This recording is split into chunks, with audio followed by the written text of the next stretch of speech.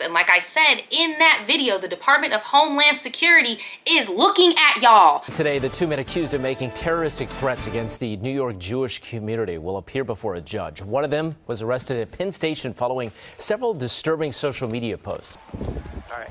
So, you know what's interesting about the DEF CON tweet is, and the relationship to Balenciaga,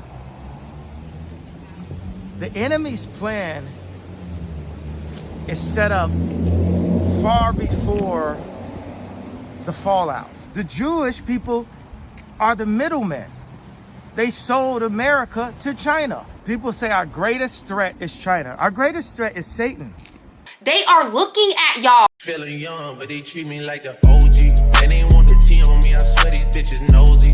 What is up, guys? So I'm just gonna cut to the chase. I just broke 2 nails. I'm not in the best freaking mood. And I was like, you know what? This is the perfect time to rant, because what is a rant other than just a passionate ramble where I don't gotta sit down and like put together research and stuff. And like, yeah, it's well due, because I've been like kind of like sprinkling talking about this on my other channels, like here and there behind the scenes, like on my vlog channel. Nurse, they've escaped. I want to rant about conspiracy bros, and I hope you guys know or catch my drift that I am using the term bro very gender neutrally, the same way that you would say dude or sis in some places, you know, or in some instances, because this goes for men and women. I had men and women in my comments on my Balenciaga video going crazy. So I already knew what I was signing up for, because I even said in the beginning, I already know I'm going to ruffle some people's feathers. I know that I'm not going to deliver the information the exact way that some people would like, because they're so used to running the same things into the ground. Honestly, I'm just elephant in the room. I don't look like the average person on YouTube that talks about conspiracy theories. I have to be a little bit more cautious than the average YouTube creator, so that my channel doesn't just get thrown in the trash. I've had this channel for damn near 10 years. I may not have been active on it for 10 years, but I've had it for a long time, and I didn't want it to get thrown away over some censorship stuff with beliefs that I don't even believe in.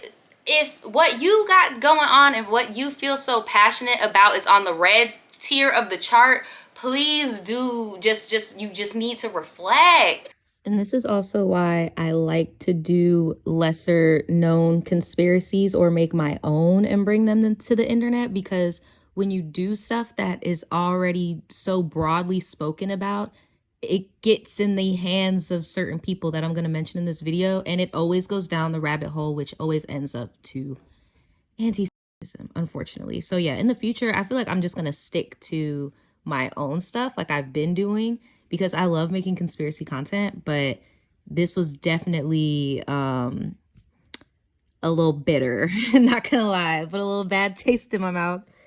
I even had some people in my comments on some like, well, why is it a bad thing to not like Jewish people?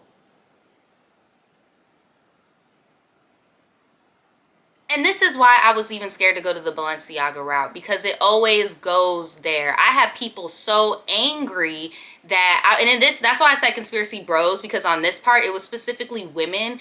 And I've noticed that in these conspiracy, because you also got to understand that we are a politically charged country. We still have remnants from January 6th. And like I said in that video, the Department of Homeland Security is looking at y'all. So Hallie, this is the latest bulletin from the National Terrorism Advisory System. They've been putting out regular bulletins about every 6 months since January 6th, the insurrection at the Capitol, where they're really going through the details and the concerns that they have about domestic violent extremism, not looking anymore at ISIS and Al-Qaeda, but focusing instead on Americans who are radicalized by violent ideology. They are looking at y'all, silly goose, silly Billy, Lil Stink. They're looking at you.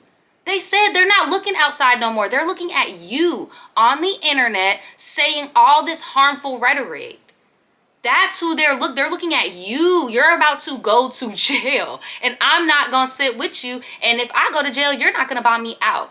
I think it's a cultural thing, but people, y'all need to learn about table talk. There is a lot of conspiracies that I do believe in that I would not say online and that I would only say with a close amount of friends. Y'all, some of y'all want table talk to be on the front street and feel like there's gonna be no penalty. When you genuinely know something, because a lot of people were just like, oh, you almost there, you're almost there, sis. You really think I'm gonna say all the information I know? When you know valuable information, you get shut up. That's why I stopped short and I kept telling y'all, I kept encouraging y'all to go and do your own research, because what I'm not about to do is be the fall guy for your extremist beliefs, which I don't believe in the majority of. Sorry. Okay, back to, there were some women that were like, by me calling my video a conspiracy, I was in turn helping human trafficking, or And some said that by me keeping my title a conspiracy was basically saying that everything in my video wasn't true, when I really broke down what has been proven as truth and what has been not proven in my video. But yeah, it was a controversy, a very real controversy turned conspiracy because of some people. Again, not trying to because of some people. I left some of these comments up. Y'all can go and look. All the anti-Semitic ones I took off. I blocked people. I had one dude trying to recruit somebody. Like, it was weird. But no, y'all can go look at this one. There's multiple people. I didn't delete those, of people being like, I'm doing a disservice.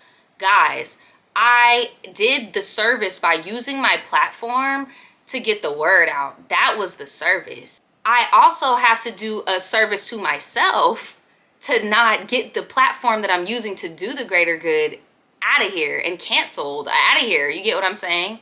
By doing too much. I can't do the same things that other people can do on here, if you get my drift. Like, you got people that have whole channels that are about true crime. You know, technically that's a demonetizable like offense, but they're rolling in bank. Like, I just can't do certain things that people can do. I'm sorry. And then let's get on to it. A lot of the people that are pounding me about these baby human trafficker, I had somebody, oh my God, y'all, I had somebody say adrenochrome. Somebody done said adrenochrome. Seeing a lot of people being like, you don't get it, it's bigger, like they're harvesting kids and blah, blah, blah. Y'all realize that we have camps with children in them in America? Y'all realize that there are kids in America getting abused right now? You do realize that these quote unquote elites, these rich people, do it to their own kids. And that's why I wasn't gonna lump it into this video. I'm just gonna mention it, and then I'm gonna give it my own separate video because I do want to do some research on this. One of the heiresses of the Gucci family, the Gucci brand, has come out and said that she also was a victim of SA, mind control, all of that. She just came out and said it. I was sexually abused by my stepfather, Joseph Ruffalo, from the age of 6 years old. My mother, Patricia Gucci, and grandmother, Bruna Palombo, did not protect me. They did not shield me. They allowed it to happen.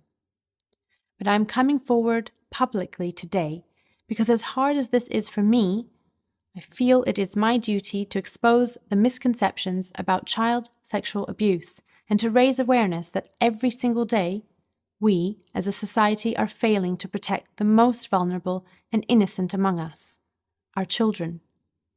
If you think this doesn't happen here in Beverly Hills, then you should know that my perpetrator still lives in California, spends time at the Bel Air Country Club, and volunteers in your children's hospitals. This is not something that only happens to other families in other neighborhoods or other countries.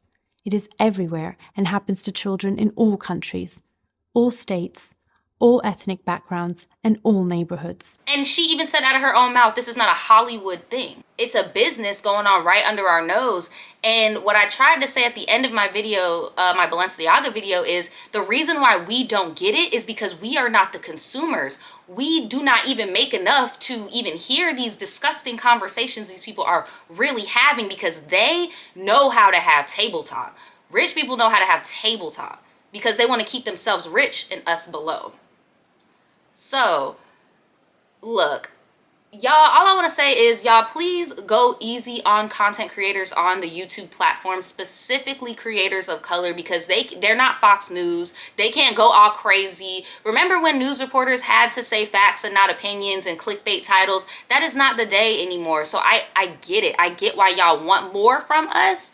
But realistically, we're held more accountable to more laws than these actual reporters are with degrees, as long as you're doing stuff on the YouTube platform. If you guys want us to say more and you feel like we're not digging deep enough, because I feel bad. Every Balenciaga video I've seen, it says deep dive, deep dive, deep dive, deep dig. And I guarantee you, if you go in their comments, there are going to be people, you didn't dig deep enough because the Jews, like, bruh, it's so sick. I had to censor so much stuff in my comments, like, and look, any of my black people out there, bro, any of my black people, my Latina people, shame on you. And I'm saying this with my ugly hand. Shame on you if you think by sharing this racist rhetoric that you are gonna get any closer to power. You're funny. It starts with the real Jews are black and it slides into the abyss. Into some of the Israelites that's going to try to be like Dominique in the comment section. Yes, there are black Hebrews, but when you say the real Jews are black, like Terry also pointed out, it isn't a recognition of diversity. There's a multiplicity of the Jewish diaspora and the black diaspora. So saying the real Jews are black is very reductionist and creates erasures on both sides. Which takes me to this teachable moment right here. Right here, you feel me? He schooled me on talking about anti-Zionism and Jews and how there are many Jews that are anti-Zionist. And I knew that, you feel me? But I recognized how the way I was talking about anti-Semitism in that way made it as if I didn't know that. You feel what I'm saying? But I got schooled, you know? The point of this video is to not only recognize that the world gets indoctrinated politically, socially, and economically with Nazi speaking points about this particular identity, that us men in pro-black spaces sometimes can be lost in the sauce when it comes to anti-Semitic speaking points about power and control, especially when it comes to economics and supremacy. I also want to recognize what this man said right here about Jewish people and DEFCON. It was not nuanced. It was textbook anti-Semitism. It was dangerous. It was wild. It was foul. This is my table talk, my personal opinion, and I'll leave you guys with this. And I'll go, and I'm about to get undressed and get comfortable and do this Gucci video, because that's crazy to me. I'm gonna leave you guys with this. I personally feel like the reason why there is so much anti-Semitism, specifically in America, but really across the world, but really specifically in America, is because we are a white supremacist nation, and race in America is subjective and social. So whatever we see you as is how you get treated, right?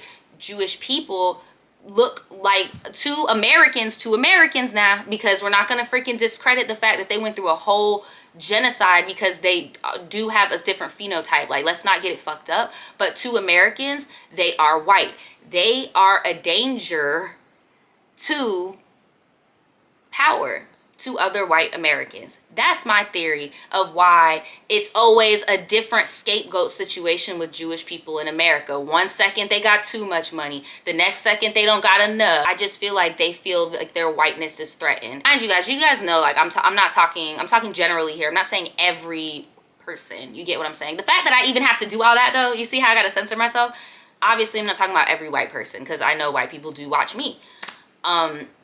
I'm just saying, in power, white people in power, they're gonna feel way more threatened by a white Jewish person than a rich black person. Like, let's keep it a buck. Kanye, you feel threatened because you will never, ever, ever be a white billionaire. You will never be a white billionaire, Kanye. And I'm saying Kanye because, unfortunately, my people, like, have gotten really brainwashed by him lately. Like, I don't see how this happened after this man said slavery was a choice and all of this BS. Now somehow he, like, you get what I'm saying? It's just a mess. It's just a mess. And honestly, no harm lost. It's all good. I noticed my video did start slowing down once I started blocking certain words, but I mean, it just is what it is. I gotta keep my channel a safe space. Like, I'm sorry.